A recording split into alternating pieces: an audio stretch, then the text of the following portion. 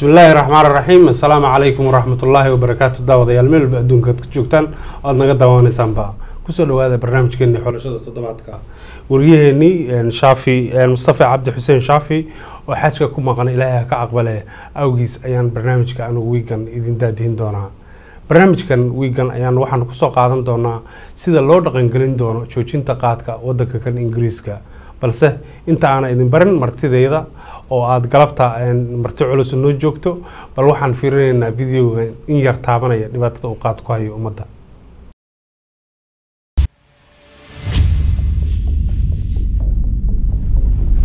qaadkani dhibaato nagu haya waxa weeyaan ilmihii baa naga dayacan ragii baa naga dayacan annagiyo dumar iska dayacan hana laga joojiyo waxaan ka codsanaynaa dawladda inay baangareeyaan oo qaadkaasi wadanka ka soo galin maadaama ay dhibaato naga hayso wuxuu nagu hayaa jaadku faraxun wiilkayga oo 15 jir ayaa qayila dhibaato xun buu igu hayaa iskuul wuu ka tagay nolol wuu ka tagay habeen walba waxaan taagnahay daaqada waxaan ka codsanaynaa dawladda Britain inay naga joojiso jaadka shafiil baan ka imi waxaan ka soo horjeedaa qaadka raggayagii waa baabiyey inamadayagii waa baabiyey dumarkii aad iyo aad bay u dhibaataysan yihiin raggii ma shaqaysanayaan gur waxay ku wada jiraan mafrishta salaada tukan maayaan maxay haytay shaqaysan maayaan waxaan odhan lahaa gurmad baynu u baahanay geedka qaadka ayuu ilaahay gurmad ka weydiisanayo naga baajiyo dadka UK degan muxuu ahay jaaliyada khaasatan sida aad dagaalku ugu haysaan geedkana dhibay ee jaadka horta waa ku maadsantiin waa munkar la reebayo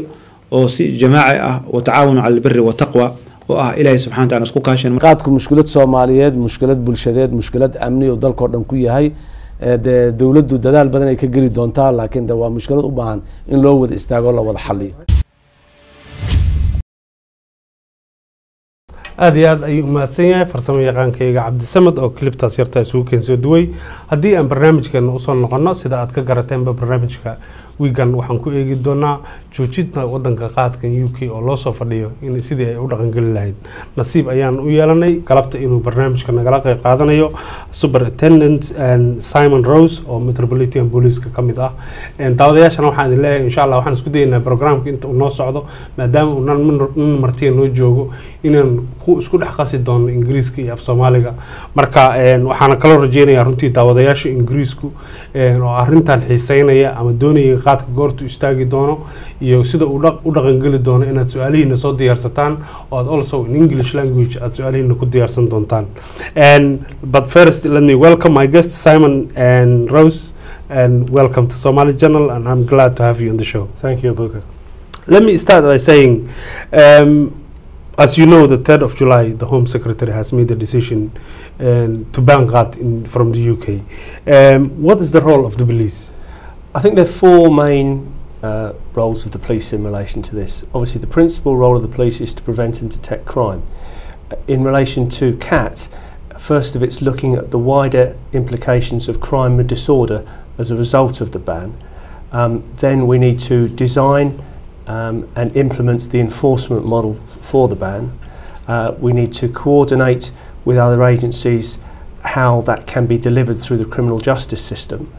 But perhaps most importantly, it's to prevent the criminalisation of the Somali community through unwittingly falling foul of this ban, which they might not otherwise know about, which is why I'm extremely grateful to you, Abuka, and the Somali Channel for the opportunity to spread the message that this ban is coming. Thank you, and we're glad to have you here. And in order to make sure the Somalians don't become criminals, and you are coordinating with other agencies, can you touch on a little bit about that? Well, within Brent, where I personally work at, and within London, there's work going on with the local authorities to provide help for people who are in the CAT business, the runners of mafreshis, people involved in the transportation of CAT, through the small business advisors, so they can adapt or change their business model to not rely on CAT as and when the ban comes. For users who perhaps have been using CAT for many years, when the supply stops overnight, there are concerns about how they will be able to deal with that. So through the substance misuse teams at the local authority, provision is being made to help those people. All we would ask is they come forward, take that offer of help, and perhaps take it sooner rather than later, so they can prepare for the ban that is coming. inta yarta haddaan wax yar idin kor istaago sideeba loo caawin doonaa ayaan weydiiyey dadka kan qaadka ku jira ama wax caawimaad noocee ah ayaad u diyaariseen si aan dadkani aysan dambi ugu wada daadan saami wuxuu yiri waxaan ula shaqeynaynaa xubnaha kala duwan ama hay'adaha kala duwan ee magaalada oo waxaan isku dayeynaa dadka qaadka cuna iyagu dadka qaadka cuna in shaqooyin lala abuuro kuwa ka ganacsada in la fiiriyo sidii businesskoodii ganacsiga ahaa model kale looga dhigi lahaa oo waxyaalo kale oo ay ka ganacsadaan loogu bedeli lahaa iyo dadka userska oo dhibaatada weyn uu ku hayo oo la oran karo haddii hal mar qaadka laga joojiyo ka daro dib dhal bay noqon karaan inaanu la shaqeyno hay'adaha daroogada dadka ka caawiya oo dadkaas aanu ku boorino inay dalbadaan caawimaad sidii looga geyn lahaa ama loogu dhiirigelin lahaa inay qaadka iska joojiyaan waxaan sameynaynaa insha Allah daawadayaasha UK questionskooda ayuu rabaa Simon inuu ogaado iyo concernkiina iyo in other question oo aad rabtaan inaad weydiisaan uu idinkaga jawaabi doonaa waxaan fiirinayaa bal qofka ugu horeeya dhinaca telefoonada sidoo kale waxaad soo diri kartaan ama aad fikirkiina kusoo gudbin kartaan dhinaca emailka. And Simon, if I come back to you, obviously there are many people who are delighted and cannot wait for the day to come. And we don't exactly know when it's happening, what day it's happening, but likelihoods of happening is what percentage? I think the Home Secretary has been very clear in her announcement that a ban is coming. I think it's quite simply we should prepare for that. There is no indication of any change of intention.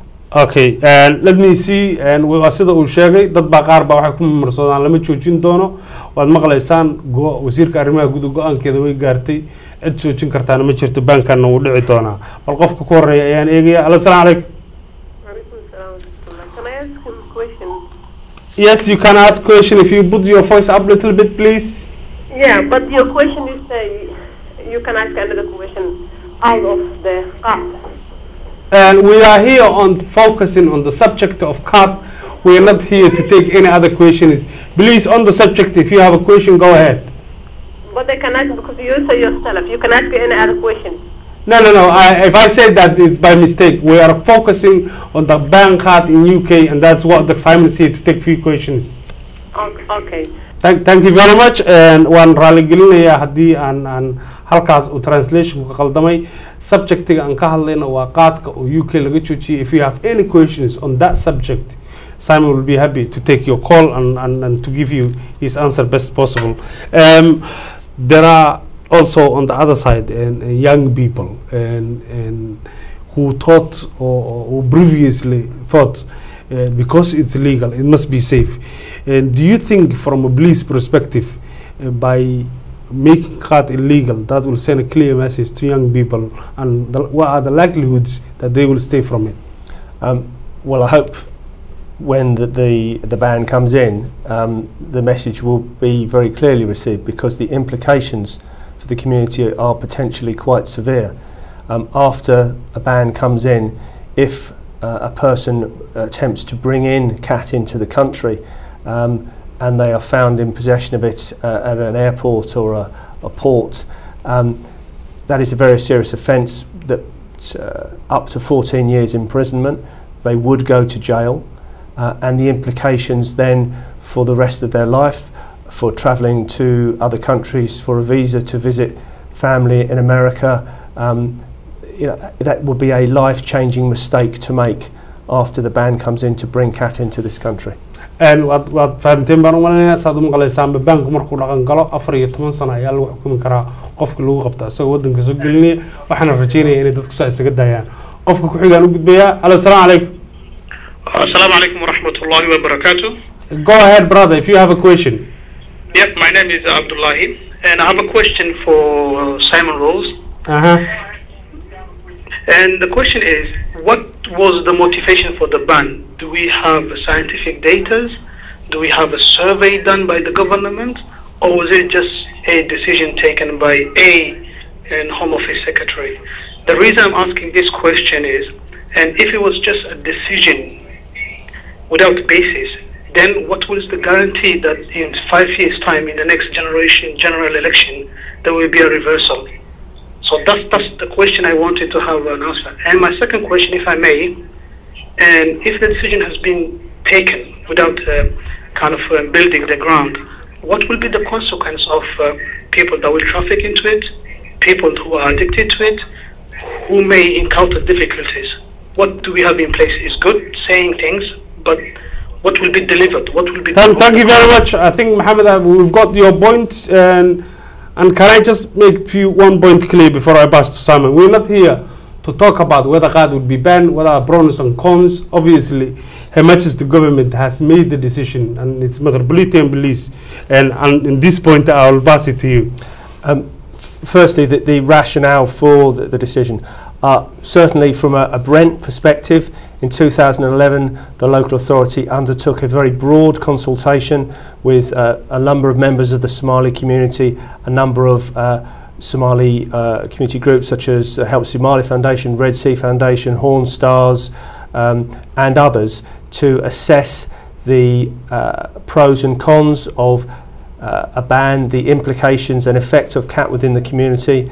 That was replicated, or has been replicated, I believe, in many other areas of the country. The government took on board all of that information and ultimately came up with a decision to ban CAT. More than that, the decision is the decision, and from a policing perspective, we are now anticipating that ban, modelling how we will deal with it, but most importantly seeking to prevent unnecessary criminalisation of the community, which I think is the second question, which I think is a very good one. Exactly what is going to be done?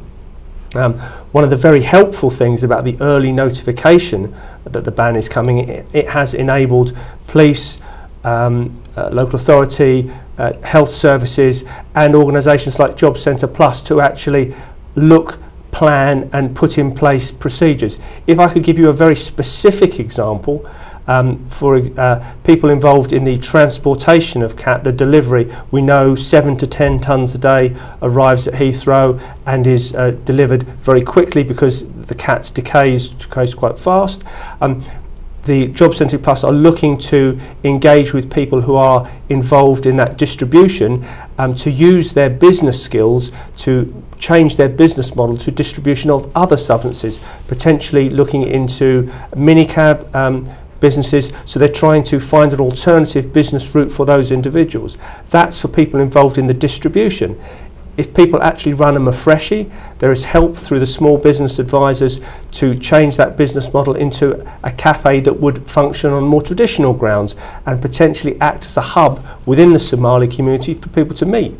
In relation to users of CAT or high-level users who may have health problems associated with it, there is help through AddAction and the substance misuse team to wean them off it or find ways to find alternative substances or basically go through that withdrawal process.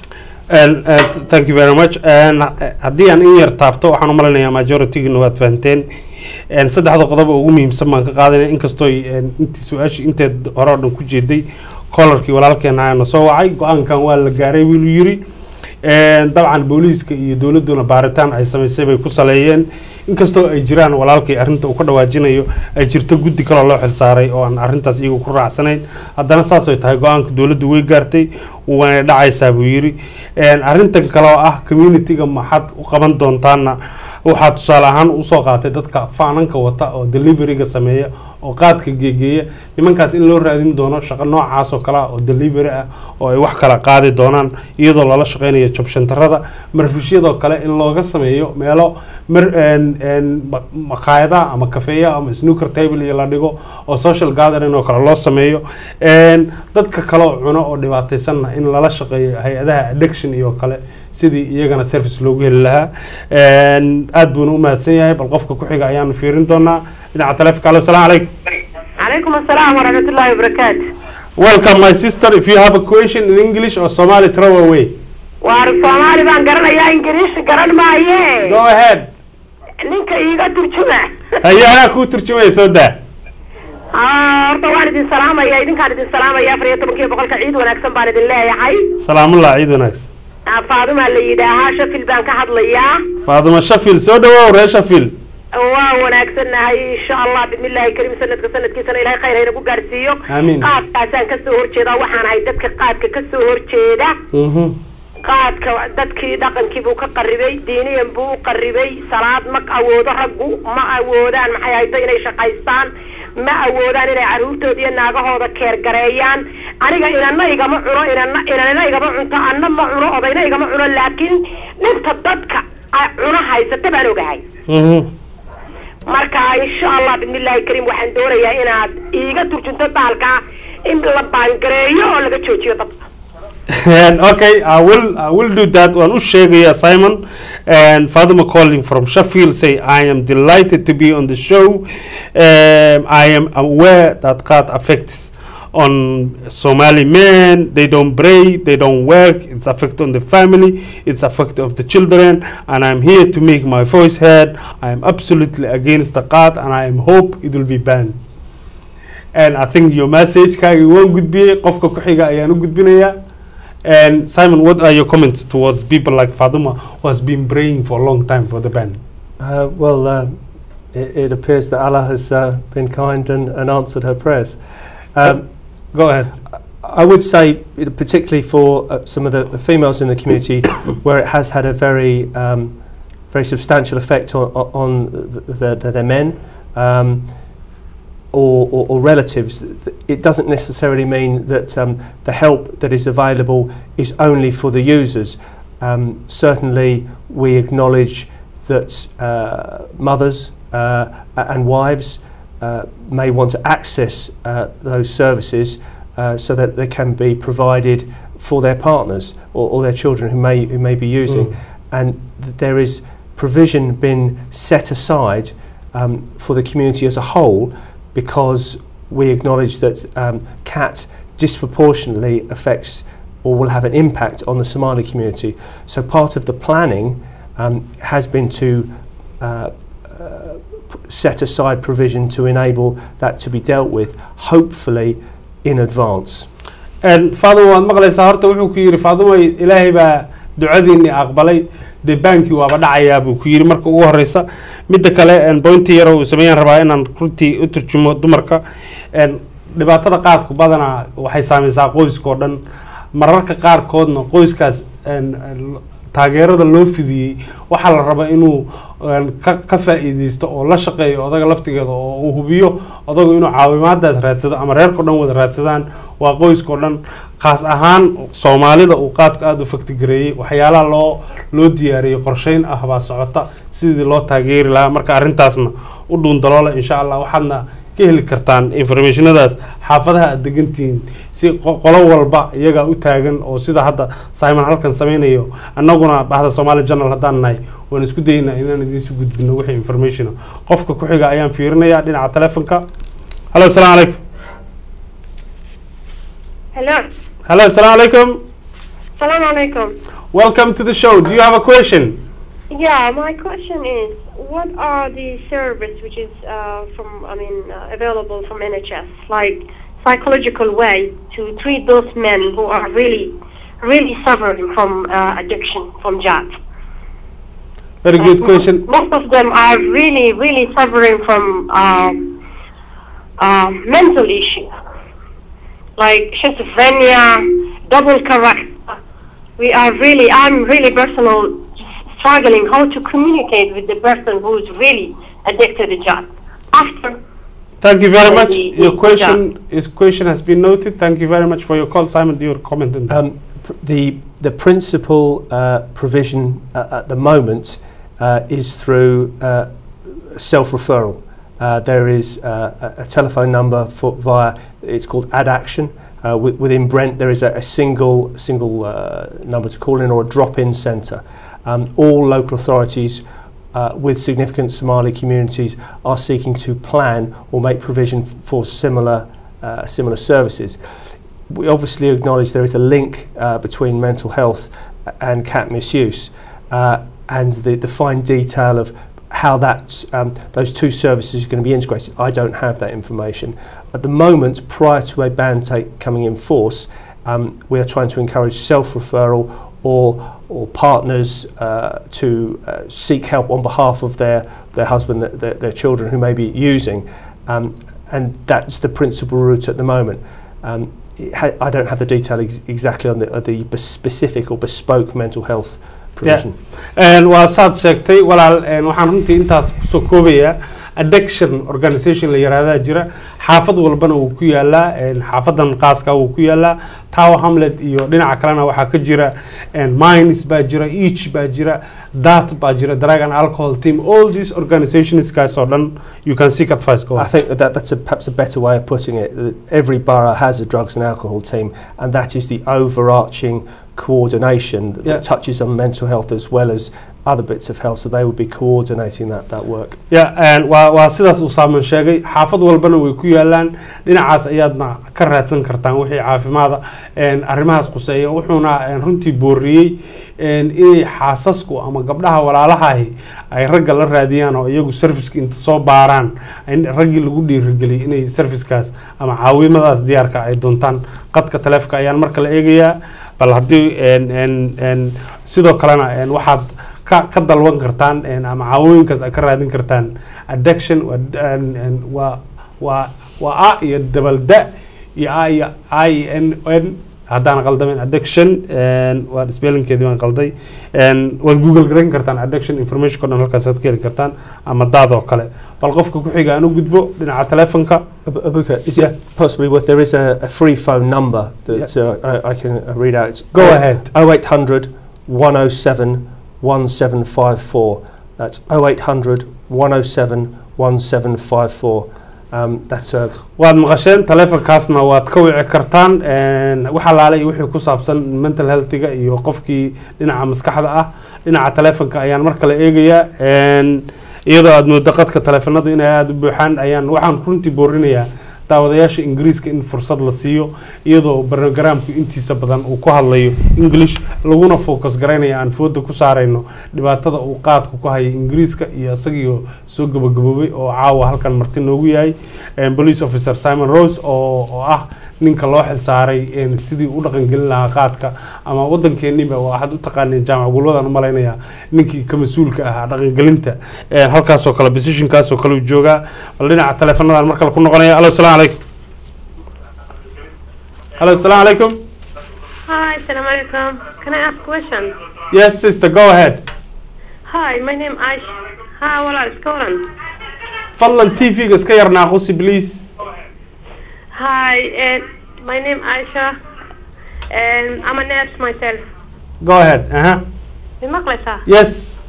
Hi, well, I'm Aisha Baldaha, and I just want to ask a question. I'm a nurse in Park Royal Hospital, and I just want to say is I'm so happy about the decision to cut the card, and because it's just like a withdrawing alcohol, and it needs a lot of help for our man, so and some of the women also they eat, and children and also it's not look after it properly. So I was so glad about that one, and I really appreciate it to do something about the Somali community and to help them around to do some more, give them work opportunity. Most of them are in denial, even they're not going to come and speak to the community, or as the man said, self-referral. They won't do any self-referral at all.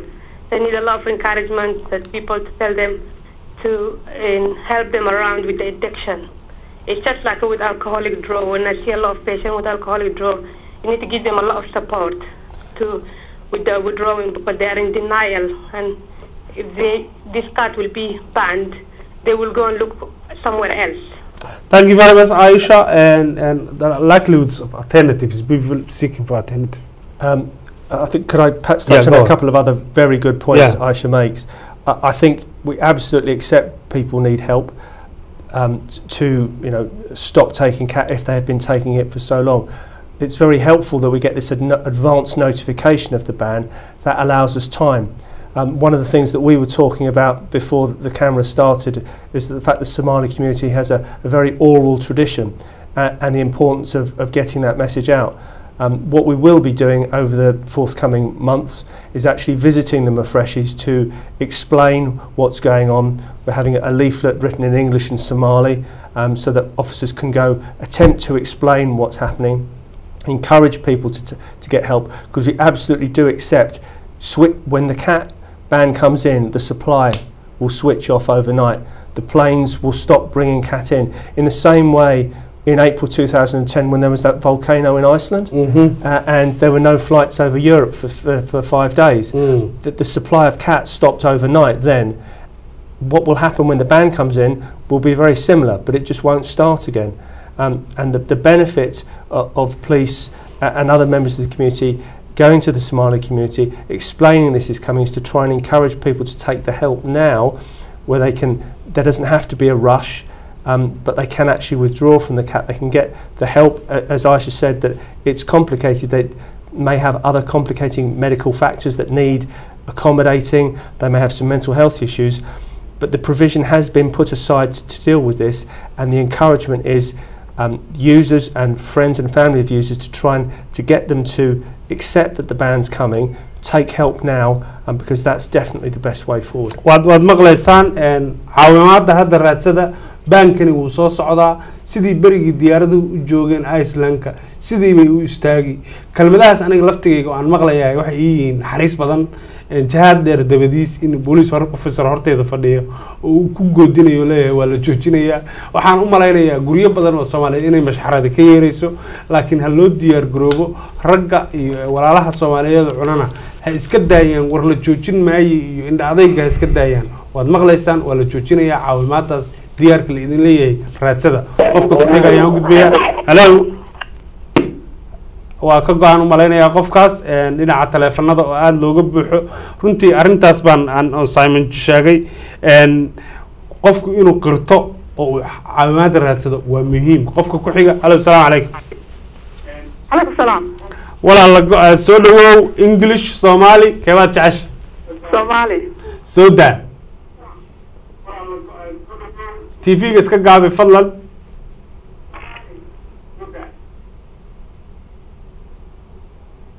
hello ها walaal su'aashaada soo gudbi fadlan walaal waxaan isku sheegayaa in qaadku dhibaato badan dadka u hayo haye oo dad badan ay dhakhtarada ku jiraan oo ogahay dad badan oo aad u tilmaamay haye walaal waan kugu saboortanahay waan kugu raacsanahay haye waxaan rabnaa in baakan laga joojiyo dad badan oo family iyaga aad tilmaamay oo dhakhtarada ku jira waad mahadsan tahay waana loo sheegayaa another Somali mother who's delighted to hear that the ban is coming and a lot of problems. It's destroying the community. Do you want to comment on that? Well, obviously the role of the police is law enforcement. We don't make the laws. It's helpful that there is so much support within the Somali community for the ban. I do accept that there is, it is not unanimous, that support, and part of the work, and we're very grateful for the opportunity and from the Somali channel, is for the opportunity to explain that it's coming, to get people to understand, perhaps take help, and particularly those within the community who are running businesses, who run the Mafreshis, who are involved in the distribution or the sale. The benefit in business language is they call it an early mover advantage. If you get involved now, taking help for looking into alternative business models, you'll be ahead of the game. You'll have the cafe that the community will be, Somali community will be attending as a hub. Absolutely. You'll have the cab firm that the Somali community are working, or you'll be the courier that the Somali community are using. The cat is going to be banned, but now is the chance and the opportunity to plan for it. Absolutely. Farintaasaan rabaa runtii inaan in yar u kala dhigdhigo walaalahayga qaadka cunayna ku socotaa waan garan karaa buu yiri waan soo dhaweynaynaa dadka intooda badan inay soo dhaweynayaan qaadka ay ka soo horjeedaan laakiin inta kale oo diidan oo aan rabin in la joojiyana waxaan ku leenahay diyaar baa hadda la idin leeyahay fursado kafeegaagi marfishkaagi aad qaad ku gadi jirtay fursad hadda waxaa diyaar ah dowladdu ay kugu taageerayso inaad u bedeshid maqaayad inaad u bedeshid cab station inaad u bedeshid meel kafee ka faa'iideysa fursadaas madaxadaygana jooji qaadkiina waa la joojinayaa qofka ku xigaan fiirinayaa halo salaamu calaykum halo haa walaal qadkaad ku jirtaa iska gaabi tv-ga soo daa magacaaga meesha ka soo hadlays walaal asalaamu calaykum marka hore magacayga waxaa la yidhaha ayaan axmed maxamuud al waxaan ka hadlayaa magaalada Leicester ayaan from Leicester what do you want to ask maxaad ku daray ayaane waxaan ku daray inaan kugu duceeyo aan kugu taageero halganka iyo walaal waxaa barnaamijka wanaagsan ee wadooyin badan oo aan ka arkay marka insha Allah waxaan ilaahay kaaga rajayno khayrkaas iyo dadka walaalaha masalka cunana ilaahay fadligiisa uu kaga joojiyo amiin amiin aad iyo aad baad u mahadsantahay ayaan walaal jazakallahu khayran famara ayaan ku leeyahay jazakallahu walaashay runtii ducadiina iyo dhiirigelintiina hooyooyinka Soomaaliyeed waa mid halkaas soo joojiyay sidii uu Simon Bay yiriba ducadii aad ilaahay ka bariyeyseen baa laga jawaabay oo wakaas galabta uu police officer ee hor fadhiyo leh qaadkii waa la joojinayaa marka insha Allah inta harayna aan israacino. And Ayan from Leicester saying she's delighted and to see the band. She cannot wait the day she can see the back of Khat. So do you want to comment on that? I think perhaps the lady has said similar to a number of others. I think it is important to acknowledge that there are a large number of CAT users who this message is bad news for. What I hope is that the members of the Somali community can assist them in coming to terms with a life without CAT, to see that there is life after CAT, and to start the planning and the preparation for it now to help them through that journey. The local authority are there to help them, the police are there to help them. We do not want to be arresting members of the Somali community. We want to help them through this difficult time. aad iyo aad arrintaas runtii muhiim weyn bay leedahay intaa yarta haddaan kor istaago waan garan karaa dadka intooda badan inay taageersan yihiin laakiin waxaan iyadana la qiro u baahan dad badan oo ka soo horjeeda inay jiraan dadkaasna local authority iyo booliiska iyo cid walba isku dayaysaa inay caawiso laakiin Somali community-ga laftigeedu inay caawiyaan masaajidyada caawiyaan dadkaas la support gareeyo muddadan uu qaadka isbedelka ay ka jiro baa loo baahan yahay marka walaalaha la garab qabto idinkuna raadsada taageerada iyo caawimaadda waa laga bixi karaa kuwa ka horeeya iska daayay qofka xigaan ugu dayay assalaamu calaykum وعليكم السلام ورحمة الله. Yes, brother, welcome to the show. Do you want to ask English or Somali? Both. Whatever. I got to Jimmy, لكن أنا إنجليزي هم حيركوا يدين لها نكان Simon Lera. Thank you very much. You know, Yimado, that this program is very useful for all Somalian. My question is that I was reading ACMD, which is Advisory Council for Misuse of Drugs, which report that come out on February of this year indicates that most of majority of the council agreed that CAT has no significant of medical reason. My question is, what's the point of trying to put all the efforts and financials or reports for this small minority of society which is used? What's the main behind all that? And if the advisory says there is no significant of medical reason, how come the law, which is 1971, the misuse of drugs, what's the law that bans for this CAT? That's my question. Thank you very much. Go ahead. I think when the Home Secretary made this decision, they did publish a document explaining the rationale. So it is out there, it is published that there is a rationale for that. The Misuse of Drugs Act 1971 would be the piece of legislation that a ban would be attached onto. I think it is also significant to acknowledge that the UK is perhaps the last country in mainland Europe and one of the few countries that has not yet banned CAT. And whilst I'm not saying there is a unanimous wisdom of crowds, when most of Western Europe has announced a ban and the US has got a ban, it would appear that England is falling in line with the rest of mainland Europe. Agree, and I think that was Theresa May's statement, and to work with our neighbours to ban qaad in line with the rest of Western world, not Britain to become smuggling hub. And walaalkay aad iyo aad baad mahadsan tahay, waad fahantaan u malaynayaa. More information iyo wixii qaadkan loo joojiyey, please go to Home Office website-kooda oo aad ka heli kartid reasonka ama sababta ay Home Secretary go'aankan u gaartay.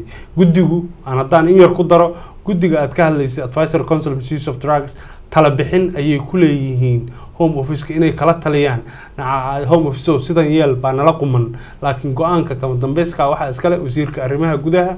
Ducooyinkii hooyooyinkood halgankii dheeraa la soo galay awgeedna Ilaahay baa ka yeersiyay qaadkii waa la joojiyay. Ciddii dood ka qabtaana maxkamadaha aad ayaan kolay anigu fikir ahaanteeda kale qofka ku xigaan u gudbayaa taleefanada oo laga buuxo awgeed. Hello, assalaamu calaykum. Calaykum asalaam. Haye walaal magacaaga meesha ka soo hadlays? Walaal magacaygu waa Layla.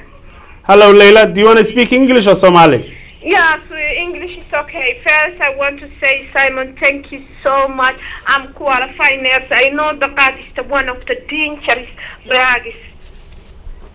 And I'm pleasing to stop in the qad in the UK. And thank you so much also, Awala.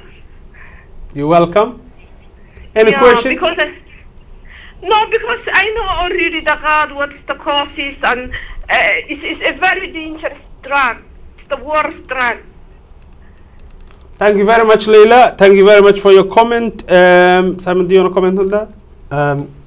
I don't think there's anything extra to say. And thanks for the call. And Leila, I think many people baa kugu agree garanaya inuu qaadku dhibaato weyn ku leeyahay. Dadka kale oo walaalaha Soomaaliyeed ama laga yaabo inay ganacsi ahaan isugu sii dhijinayaan, aan ognahay olala saasay inuu jiro. Waxaan leenahay raaca danta weyn ee ummadda Soomaaliyeed, sanuud yar ha fiirnina, u hiiliya hooyooyinka Soomaaliyeed, idinkuna ganacsigiina la aada meelo kale iyo wax kale oo khayr bulshada u leh. Qofka ku xiga ayaan u gudbayaa. Hello, assalaamu calaykum. Hello, assalaamu calaykum. Alaikum assalam, sister. Welcome to the show. English or Somali? English. English. Go ahead. Oh, hi, Simon. I am a mom. I have 5 children. 8 in charge, and my husband in charge, and my big son is in charge. We have a great time when we eat a chat. We like it. So, I don't like to stop it. My husband's like it, me like it, my son's like it. So I don't like to stop it, chat. So the Somali man is a conversation to stop chat. It's good if he go in another job if he like it. So get off this job and get another life. Thank you very much, Simon. One happy lady who would like to keep cards as going as you can. She said, I'm happy, I'm a mother, my husband Jewish, I Jew, my children Jew, and we are all happy family. What are your comments on that? Unfortunately, it is bad news because the government have decided that CAD is going to be banned. I acknowledged earlier that there isn't unanimous views within the Somali community. CAT is associated with weddings, religious festivals, and that is acknowledged. However, the ban's coming in, and I suggest that the time now is to start planning for it. If you're not in London, if you're elsewhere in the UK, then you should be contacting your local authority to find out what the drugs and alcohol team and the other services are providing to take advantage of the help before the supply stops overnight. Thank you very much. And Ambare waad maqlaysaa aan u malaynaa kole Ingiriiska adigu ku hadlayay waa bad news baa la yiri ama adiga iyo ninkaagu ha cunaan ama xaafadda oo dhan ha cunto qaadkii waa la joojiyay ayuu ta iska gal reerkaaga dhaqo warna anaa ku haya taariikhdu ma sheegin reer inta qaad waayay ka daro dib dhal noqday waxaan hubaa oo aan ku kalsoonahay reerkaas inuu xasilnoonaan iyo nabad iyo khayr iyo barwaaqo badan ka heli doono insha Allah Ilaahay tala saaro walaalay gabar Soomaaliyeed oo qaad u doodaysa oo indha adagtii ugu horeysa tahay waana kaaga mahadcelinayaa inaad nala soo hadashay qofka ku xiga taleefankan galaya hello assalaamu calaykum. Hello, assalamu alaikum. I want to speak English. Go ahead, brother. First of all, I would like to thank the superintendent who's taking part of this talks about Chad. the chat has a big impact on Somali community. But again, I would like to stress more about the way the card is being banned, because of that might cause a lot of consequences about if you stop the chat, there must be some things that the people uses the chat and they become addicted. They will find out another alternative drugs or other alternatives as substances. So before this become implemented, my suggestion is you need to do a lot of awareness about how to stop, how they can reduce the amount of chat they consuming, and all that. After that, it needs to be stopped, that one, after a while, but it will have a great impact if the chat gets stopped immediately, like cut it out immediately as it's now. Thank you very much. I think you nail your point. Thank you very much, and I'll pass Superintendent Simon. Yeah, I absolutely hear what the gentleman is saying. The coming off a drug overnight is difficult. That is the benefit of government giving us this time to prepare. The drugs and alcohol team in all the local authorities, it is their day job to treat people, to get them off addictive substances, wean them off it, treat them off it, deal with that journey back to normality. And the benefit of engaging with the drugs and alcohol teams now is that a user can be supported on that journey whilst CAT is legal. They can be weaned off it, treated off it, taken through that journey to no CAT in advance of the ban coming. It would appear, with the UK being the last country in sort of Western Europe to impose a ban, that when the ban comes in, overnight, the 7 to 10 tonnes a day that land at Heathrow will stop arriving. Overnight, there will be no more CAT. And the benefit of taking the help now, planning now, the drugs and alcohol teams exist in every single local authority. Every local authority with a Somali community is preparing for this. Help is there. waad maqlaysaa walaal, runtii waa su-aal fiican bay ahayd, waana sababta July baa la gaaray go-aankan ilaa iyo hadda loogu kaadinayo oo loo dhowrayo oo loogu diyaarinayo faanan ay ku shaqaystaan iyo maqaayado kale ay furtaan iyo local authority ay isku dayayso bal dadkii in wax loo diyaariyo. sababtaas way heli kartay Home Secretary maalinka ay ku dhawaaqdaba inay dhahdo with immediate effect inay dhahdo, laakiin maanay samayn.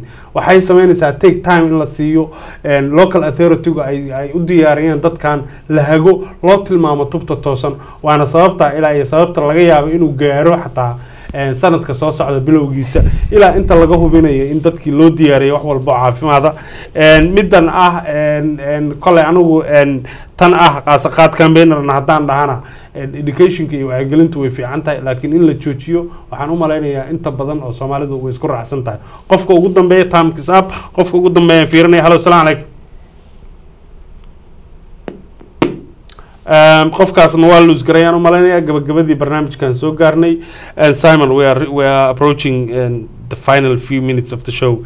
Very interesting, different questions. Any comment on your final points? No, I'm very grateful for the opportunity, Abuka. The police will continue to try and get the message out, visiting the Mafreshis, explaining that the ban's coming, encouraging people to get help, encouraging the Mafreshi owners and the people involved in the trade and distribution to look at their business models now. Early action is what we would really ask from the community and the whole community to come together to support those people who need to work to transit off CAT. And one more time, and the number of addiction and organization who can help anyone with mental issues or health issues. Yeah, there is a help available for heavy users of CAT.